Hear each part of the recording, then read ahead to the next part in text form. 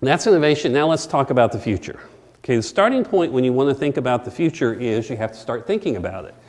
Now the problem is most of us come out of the engineering world, or even worse, the accounting or finance or the business world, and we're taught to think one way and one way only, right? We're taught to think in a convergent manner. Take all of the data points, plot the trends, and that's the answer, right?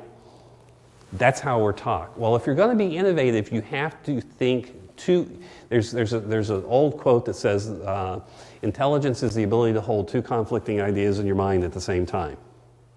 Well, that's what you've got to do when you start talking about the future and projecting the future. You have to be able to think divergently. You see the terms up there: creative, intuitive, qualitative, suggestive, holistic, abstract, and conceptual. You have to be able to be creative, and at the same time, you have to be able to think as an engineer and start narrowing down all of those great and wonderful possibilities that you have.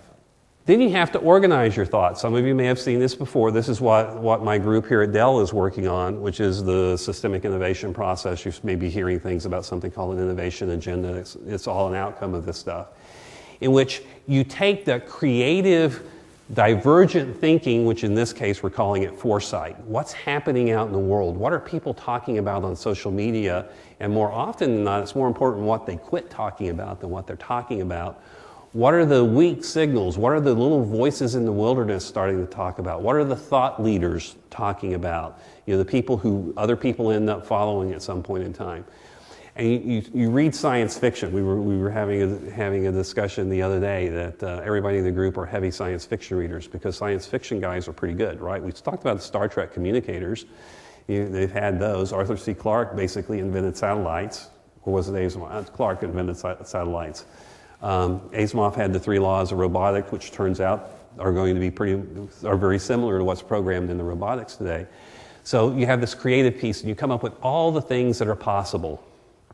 And then you get the engineers together and you start working on insight. You talk to the Gartners and the Forresters of the world and say, okay, given all the trends that you see, plot the straight lines, tell us what's going to happen, what's the hype cycle, where's the stuff going to be, what does my R&D lab tell me is going to be impossible versus what it tells me to be possible. Remember my earlier quote from Clarke saying that as soon as somebody says it's impossible, it's probably wrong.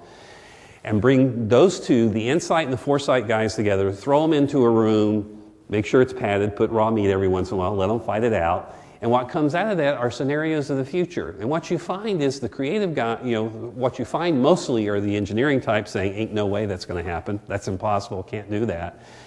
But you also find the creative guys can spur the engineering guys to kind of say, well, there is another way you might be able to do that. So you get this cross fusion. And what you then get are all the possible things that could be happening in the future. And with that, then you can start thinking in terms of innovation. You can start thinking about where you're going to focus your resources. You can start playing out scenarios of what the future is going to be looking like.